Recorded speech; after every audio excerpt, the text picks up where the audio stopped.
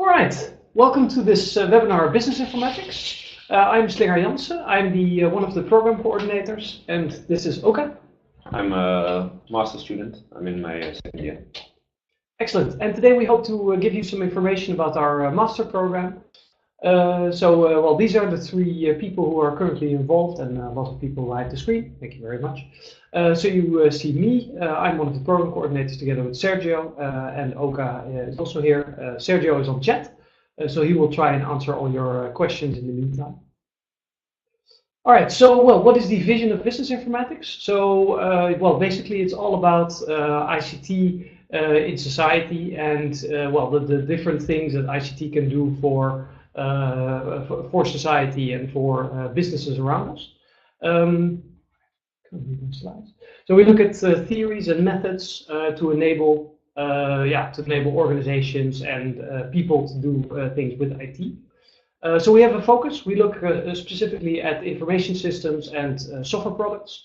So we look at software that is made for a market and not necessarily not software that is made for one organization or one bank, for instance.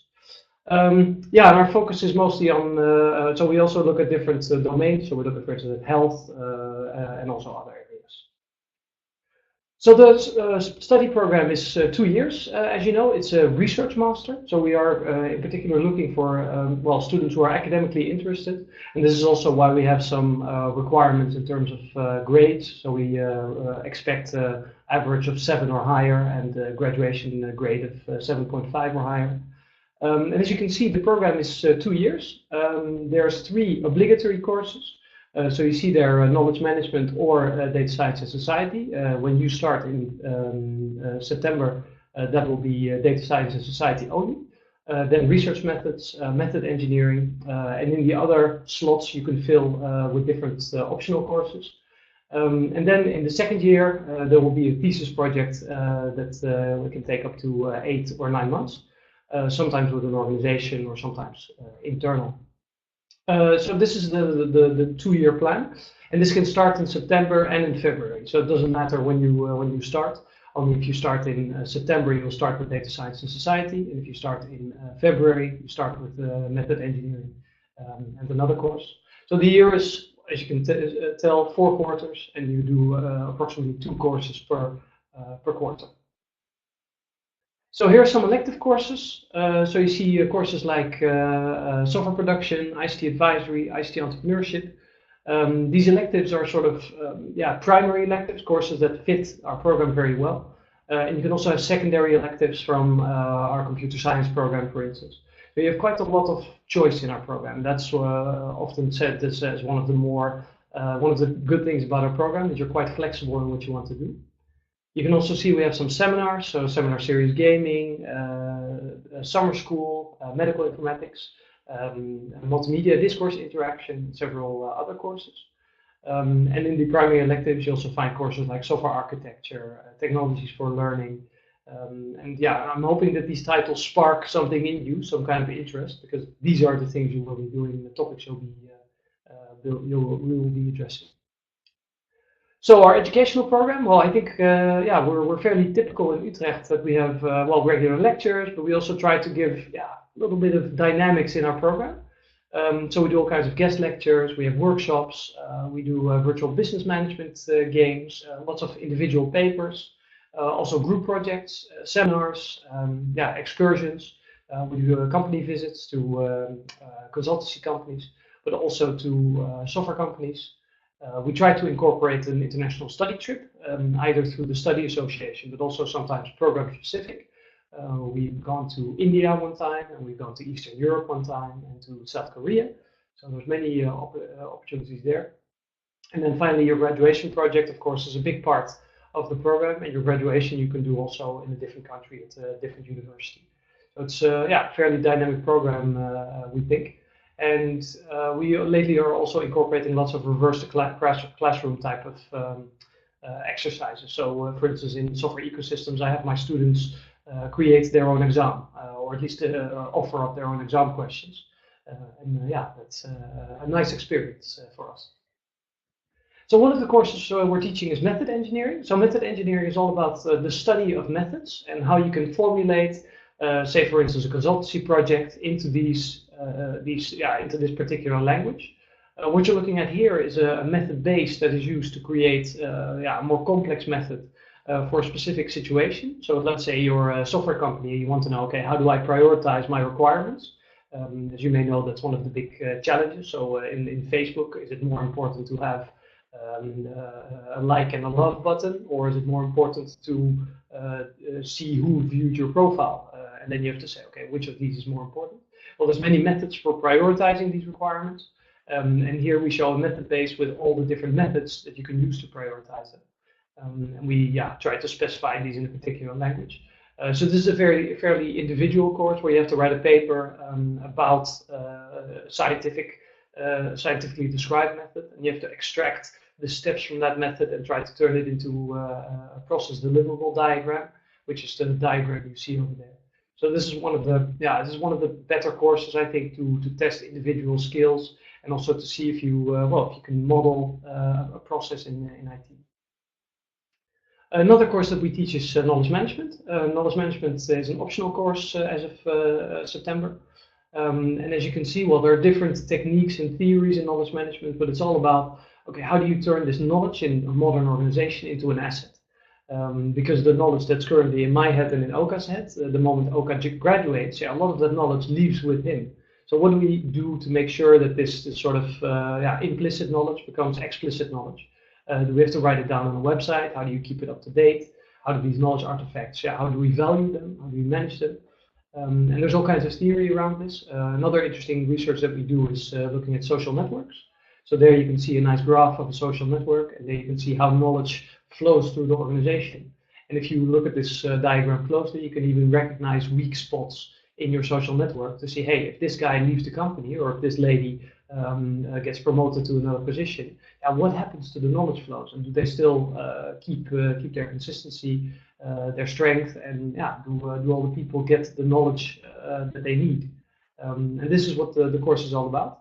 I think it's a lovely course. In fact, most of our courses are this way organized, that they have both a technical component on the one hand and a fairly theoretical, more management component. I think for most of you that will resonate because you're not here. You've read the title, Business Informatics. Another course is IC Entrepreneurship. It's actually one of our babies, one of our most popular courses also. It's a course about how to start a business. So you have 10 weeks to write a business plan and develop a minimum viable product. So something that you could actually ask money for at the end of it. And this is not just it's not just an imaginary course. This is something that actually leads to lots of entrepreneurship careers. So currently there are 2 companies that we can mention as examples, but there are many more. I think we found it maybe over 50 at this point, because the course has been running for quite a while. And 2 of these companies are Channable. Channable is run by 4 MBI alumni, and also Relay 42, which is also run by 2 MBI alumni. They were the founders, and they each have more than 60 employees, are organized in different countries. So this is we're starting to feel that we have some kind of formula to deliver student teams with their own business. Currently, there's also a group of students working in the office above me.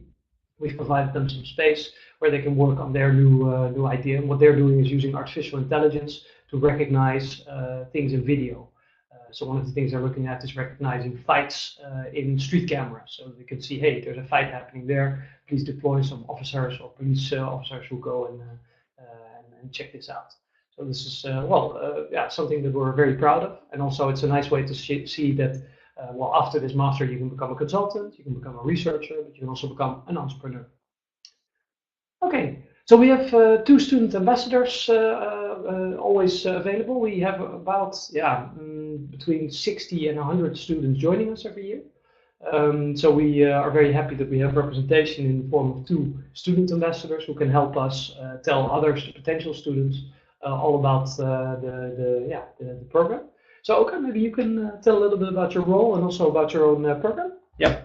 So basically, I'm a student ambassador. Like I mentioned, I'm in my 2nd year of my master's. I'm actually doing my thesis at the moment, and I've been working with Slinger and Sergio for quite some time, basically in being the first line of questions from prospective students. So I pretty much answer simple questions related to actual student affairs, let's say. And when they're really complicated questions or questions regarding acceptance, etc., then I tell people that they can talk to Slinger. If you look at the link there, we've got there's a nice Unibuddy program in which you can easily contact us. I have an app, so if you type a message, I will easily get a notification, and we can just chat pretty informally. It's a lot easier than email. Baharak is not here, but she's also welcome to answer your questions. Baharak comes from Iran, so she has a pretty much a international perspective on it. I also lived abroad for 18 years, so we both have a pretty unique perspective on how it is to study in Holland. And obviously things about how to get started, if you do get accepted, how you can get started and how you can move on to it. Yeah. I see we have somebody from South Africa joining us. Oh, nice. Oh, I'm from Botswana, so we're pretty much neighbors. Ask any questions you want. I know what it's like to move to Holland from a distance. Besides, I can tell you it's really cold here, a lot colder than what you're used to. Well, more about me. To be honest, like I said, I lived abroad for 18 years. I moved here to study my bachelor's. I did that at Utrecht University. I did computer science. And a year and a half ago, I started business informatics. I didn't attend a webinar, but I attended an open evening where Slinger was pretty persuasive in convincing me to start. I did a bachelor in computer science. It was pretty technical, pretty mathematical. I enjoyed it, but there was a lot of programming. I knew, or at least I had an idea that I don't want to program from 9 to 5 as a job later on. So after going to the open evening, it was more, I was really, let's say the sense that there's more business and organizational parts to the technical aspect, to the technical side of things. That really encouraged me, and I thought, no, it would be good to combine my technical knowledge with with a bit of organizational theory. And how it is, well, I find a good mix between theory and practical. You have a couple of mandatory courses, as Slinger mentioned. You have electives as well, but you can also pick courses from throughout the whole university. So seeing as I started with computer science and I moved to business informatics, it's pretty much on two sides. If I wanted to take some courses from the master in computer science, I could have done that as well. And to be honest, I'll show you a list of the courses I followed later, but I really combined everything. And you can make it as technical as you want. I selected courses that weren't very technical purely because I had technical courses in my bachelor. But if you want to take complicated technical mathematical courses, you can obviously do that. And that comes to another point where I really like MBI. It's pretty flexible. You have very few mandatory courses, and the rest you can pretty much pick what you want. And to me, that attracted me because it gave me the freedom to actually do what I want when I want. Looking at the courses I followed quite a few courses. As you can see, I did things from a seminar, medical informatics, purely because I like the way IT is being, let's say, introduced into the medical field, so that you can get all kind of innovative things, or I'd say pretty much innovative ways to improve the quality of care. I've done business intelligence, I've done ICT advisory, entrepreneurship with Slinger, software ecosystems as well. I'm going to explain about 3 of them. ICT advisory is pretty much where you get placed in a company and you act as a consultant on their behalf. My group was placed at Deloitte. It's a really tall building in Rotterdam, so all the Dutch people would probably know it. I think they had up to 35 floors, and we really went there just to go see how the city was from up high. And Deloitte had offices everywhere, so it was a nice way to get an idea of how it is to be a consultant. My personal experience, I noticed, they were moving from meetings to meetings as a consultant. That isn't really something for me. So in a way, it was a good learning curve as well. Like, what do I want? Going from meetings to meetings, writing down what I've done every hour to declare it by a customer, that's not really my cup of tea. But it did open up another perspective to how things are done. So right now I'm like, no, I won't do consultancy, but I'm open to the idea in the future. I also did business intelligence. Like I mentioned, I'm not really sure what I want to do. Business intelligence was more of a way of learning what you can do with data. If you look at the screenshot here, this is of a dashboard we had to create. We used a program that called Jedox. We did a bit of ETL, so you get data, you have to clean it, you have to parse it, you have to do all kinds of things and turn it into meaningful data. So we actually got data from, I don't remember correct, 3 or 4 different sources, combined it all and transformed it into a way that we could present it in one dashboard. This dashboard here is a collection of data from anonymous data from Google Scholar and a couple of other sources. And here you can see this is Sergio, who's in the chat. We went through Sergio's profile based on information we got, and we actually determined how many papers he's written, how many citations each paper has, etc. Which courses he's taught, the passing percentage per course, etc. So it was really a nice way just to play around with data. It was a bit more in the direction of computer science, let's say. And that's something I really enjoyed. And again, something really different than the slide I just presented about ICT advisory. Right now I'm doing my thesis. As mentioned, it's a research thesis. It takes 8 months. I am now my 4th month doing it at Rabobank. It's a big bank with 8 million customers. For people in Holland, it's the big tower by Utrecht Centraal. You might recognize it. And pretty much I'm setting up a framework I'll start by saying my thesis changes a lot. You start with A and you end up with Z. So it's pretty much setting up a framework that looks at different cyber attacks that a bank has to protect themselves against and how they do it. And for example, a DDoS, which is pretty popular of late, how a DDoS attack, what impact it has on a bank, and what you can do against to mitigate it. So looking at financial costs, legal, etc. There are a lot of complicated things to add to it. And we want to make a framework that proactively, proactively visualizes the impact the DDoS attack will have. It's quite complicated, but it's really nice for me to even more to learning. It's a way to learn about different aspects that come into play.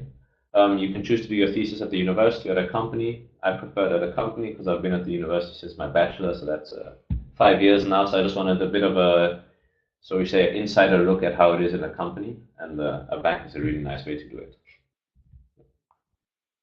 Nice. Okay, so the graduation project, I think you gave a very nice example of it. Our students go to all kinds of different organizations. Here you can see sort of the different categories of companies. So we see students who do it internally, so they stay with the university.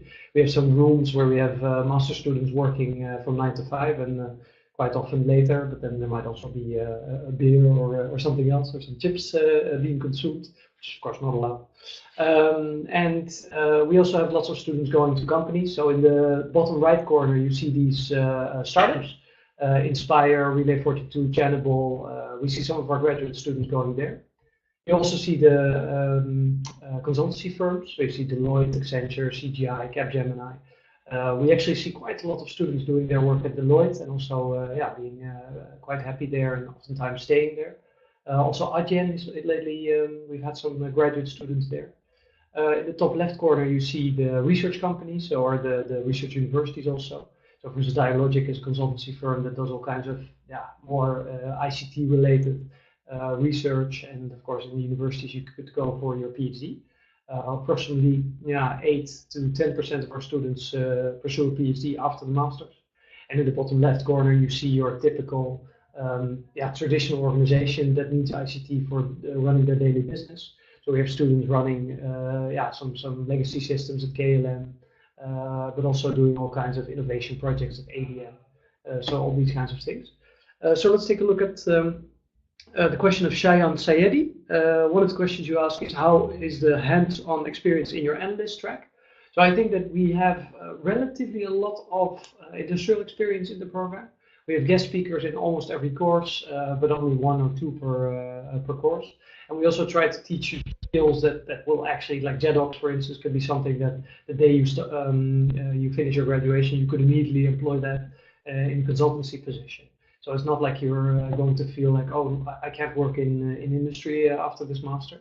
That said, it's an academic master, so we do try to teach you research skills, and you'll see that maybe 30% of the total master is all about research methodology, statistics. So you also have to know these things to be able to further the field of information science and business informatics. I'm going to pick Nino's question. His question is, I'm planning to combine my full-time master with a part-time job simply because I need the money for my current apartment. How possible would you say this truly is? Difficult. To be honest, I had a couple of student jobs, let's say, on the side.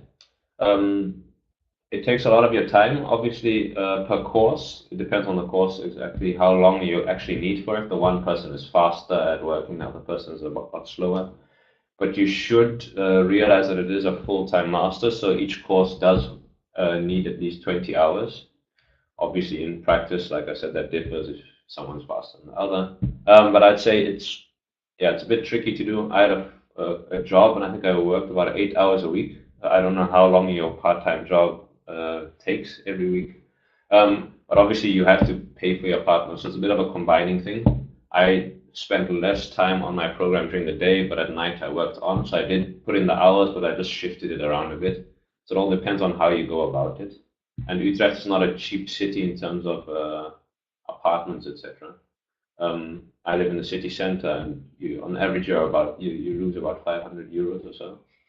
So obviously you do need to pay for it, but do realize it is a full-time master, so it does need its time. Yeah. Yeah, excellent answer. That's exactly what I would say too. We have students who work 8 to 16 hours a week, but this can be really challenging. On the weekends it's fine, of course, then you can do anything. But to have an IT job next to it is sometimes tough if it's not flexible also. So if you have to be somewhere every Wednesday, then you can't already attend our MBI colloquium, which you need to do during your graduation. So these kinds of things are real constraints.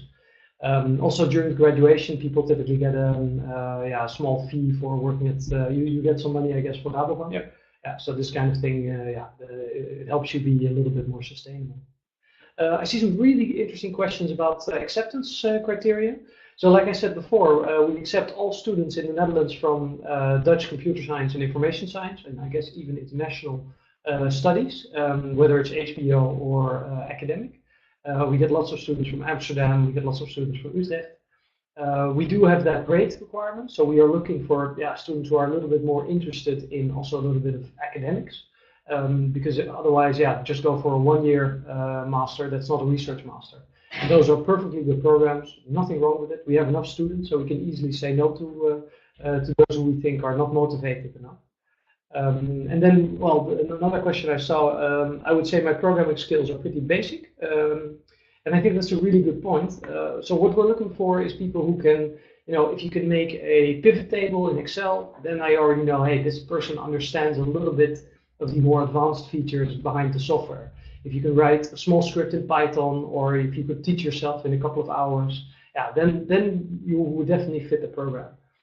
But we also have students, like you, who have done their bachelor computer science, who are really technically quite advanced. And then it's great to work together in a group, and Oka will do the more technical parts, and the other student can do more the writing and these kinds of things. So it's not uncommon. Just to follow up on what Slinger says, I did computer science. I had people on my team or my group. We worked together. Some of them did a bit more business-like courses. As a computer science student, I don't like typing. I prefer everything short and sweet. But someone else is better at writing reports, etc. So everywhere you kind of find your way around it. Everyone's good at something. Not everyone is good at everything.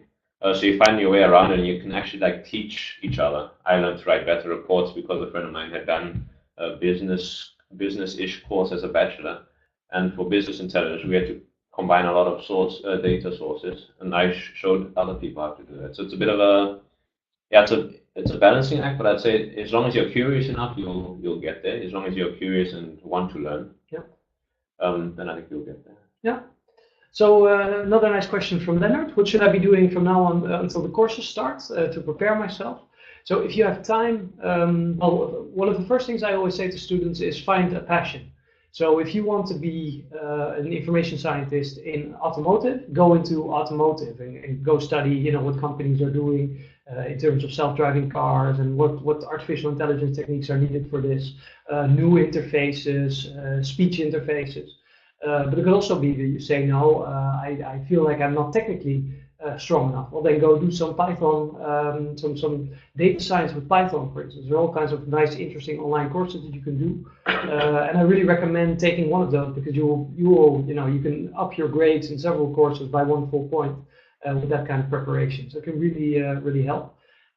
But I think curiosity is something that we're really looking for. So maybe get a subscription to an IT magazine, or read into blockchain, and not just telling me what a cryptocurrency is fine, but also, are you able to tell me what the difference is between proof of stake versus proof of work, and what is a master node? If you know these kinds of things, you will also be more comfortable, I think, during the courses. So you'll just be more you'll have more of the vocabulary that's necessary to partake in the course.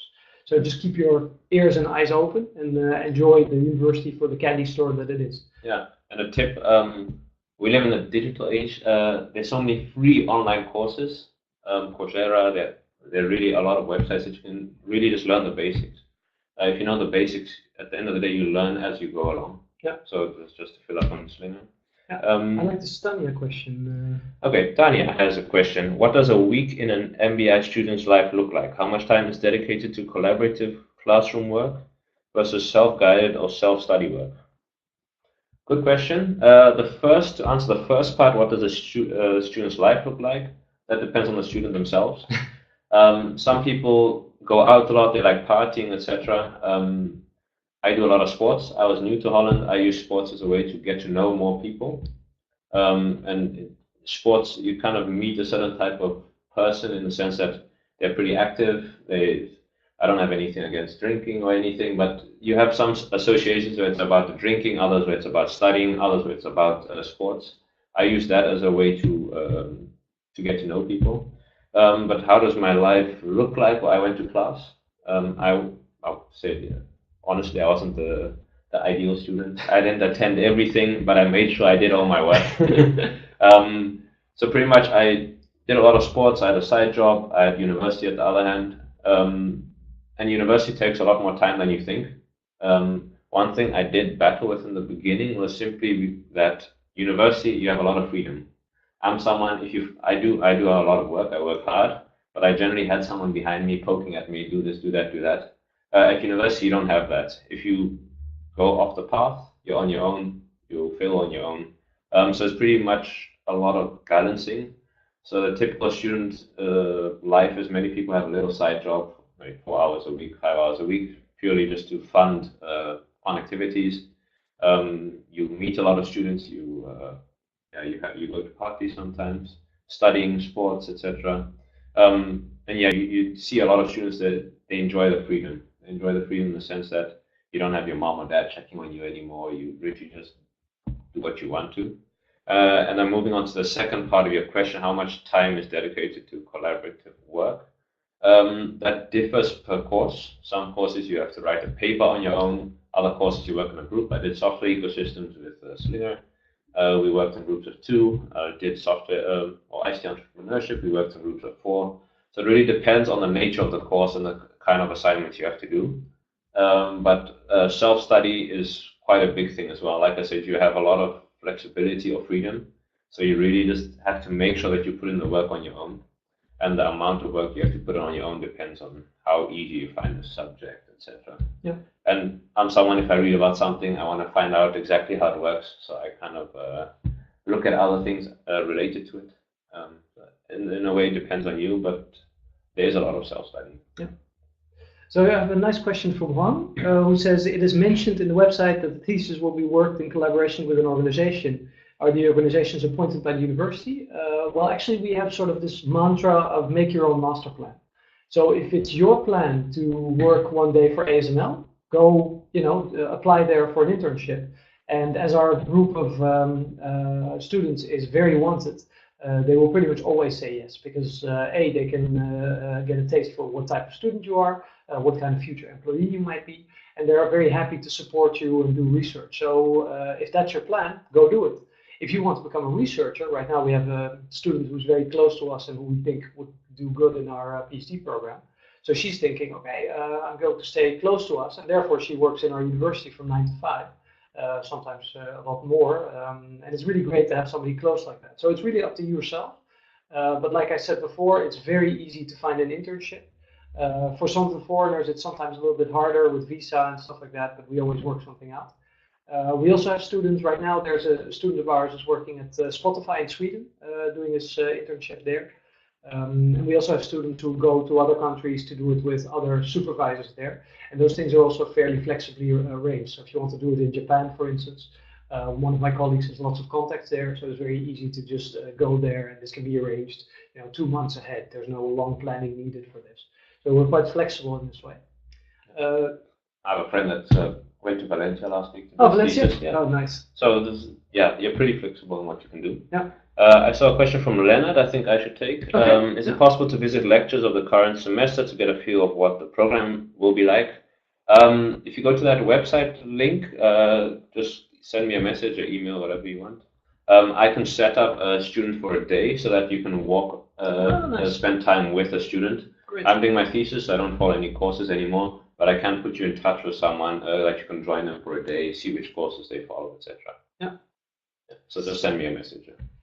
And I see some of the best questions now coming in about the entry requirements. So, for instance, from Michaelis, I have a governance and organizational science background, or I only have 2 low grades.